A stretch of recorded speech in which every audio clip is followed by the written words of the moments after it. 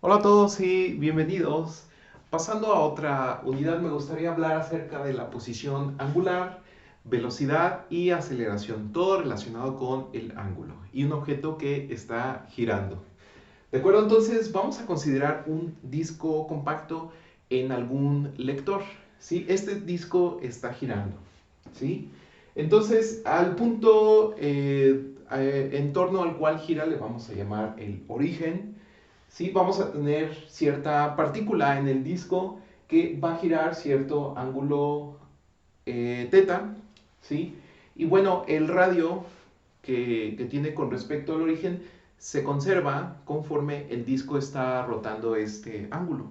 ¿De acuerdo? Ya que el disco es rígido, entonces esta partícula no se acerca ni se aleja del origen. Entonces el ángulo θ cambia con respecto al tiempo mientras que r permanece constante. Noten ustedes que la manera en que estamos considerando que gira este disco es en forma antihoraria. ¿De acuerdo? Esto es en contra del sentido de las manecillas del reloj. Bien, entonces se define a θ como una longitud de arco con respecto al radio r. De hecho, este es el origen de los radianes. ¿De acuerdo? Vamos a tener que θ es igual a S entre R.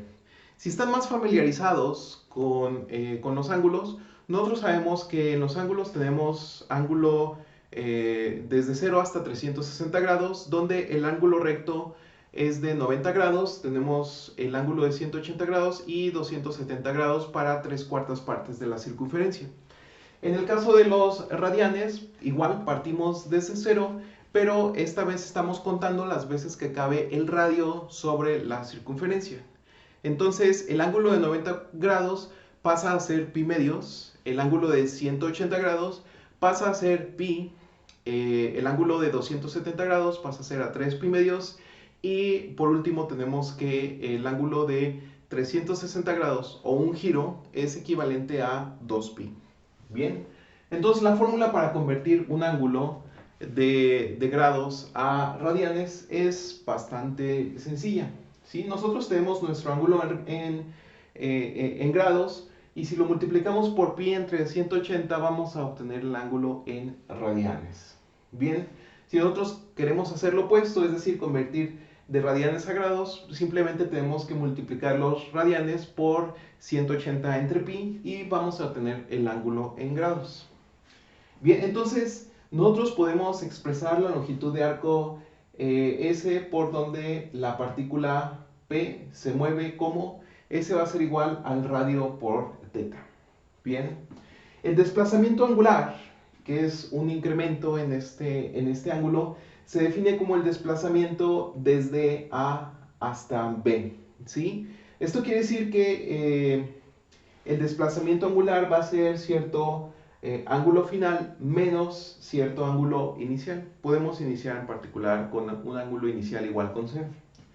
La velocidad angular promedio o omega promedio es la proporción del desplazamiento angular que un objeto rígido en el de un objeto rígido en el tiempo en el que el desplazamiento ocurre.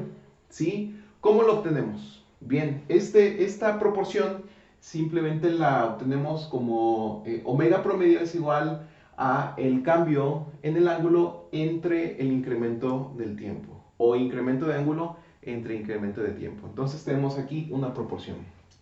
La velocidad angular instantánea, omega, se define como el límite de la velocidad angular promedio cuando el incremento de t tiende a cero. Es decir, vamos a tomar de esta proporción el límite cuando este incremento es muy pequeño y va a tender a cero. Entonces, una vez más, del cálculo tomamos los límites y vamos a tener que omega es igual al límite cuando el incremento de t tiende al tiempo de la división del incremento de θ entre el incremento de t, con lo cual obtenemos dθ entre dt.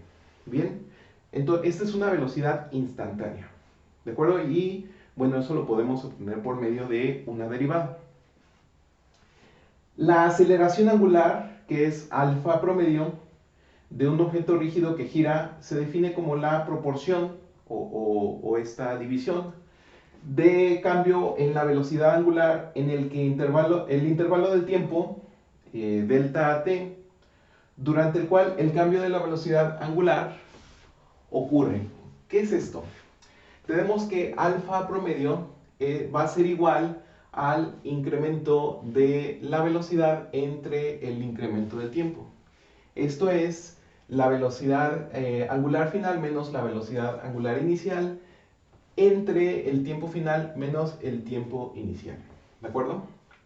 Bien, entonces la aceleración angular instantánea es el límite de la aceleración angular promedio cuando delta t tiende a cero. Es decir, tomamos la misma expresión que acá. Noten ustedes la similitud con la velocidad, nada más que aquí lo estamos haciendo con aceleración, ¿sí? Entonces, recordemos una vez más esta relación. Tenemos una cierta función del tiempo, la derivamos con cierta función de posición, la derivamos con respecto al tiempo, obtenemos la velocidad, y si la volvemos a derivar con respecto al tiempo, obtenemos la aceleración. La aceleración angular instantánea es el límite de la aceleración angular promedio cuando el incremento del tiempo tiende a cero. ¿Qué es esto? Esto quiere decir que alfa es igual al límite cuando el incremento de tiempo tiende a cero del cociente del cambio en omega entre el cambio temporal, ¿sí? Esto es igual a d omega entre dt. Ok, entonces la relación cinética para el disco compacto es para un alfa constante, la velocidad final que va a ser igual a la velocidad inicial más alfa por t, donde omega sub i es la velocidad angular inicial y omega sub f la final.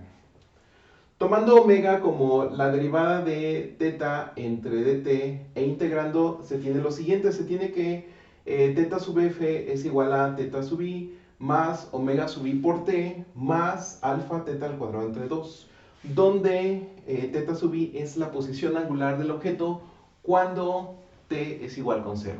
¿Sí? Es la posición inicial. Eliminando t de estas ecuaciones anteriores, se obtiene lo siguiente, se tiene que omega final al cuadrado va a ser igual a omega inicial al cuadrado más 2 veces alfa por teta final menos teta inicial. ¿Sí?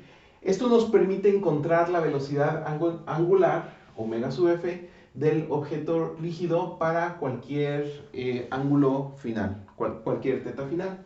Entonces, eliminando alfa de las ecuaciones que nosotros tenemos aquí, que es esta y esta, ¿sí? Nosotros eliminamos alfa de estas dos, y lo que obtenemos es que teta final es igual a teta inicial más omega sub i más omega final, las velocidades por el tiempo entre 2. Bien, esto va a ser extremadamente útil ya que tenemos aquí el ángulo final. Bien, si queda cualquier duda, por favor, déjala en los comentarios o ponte en contacto conmigo y nosotros nos vemos en el siguiente video. Hasta luego.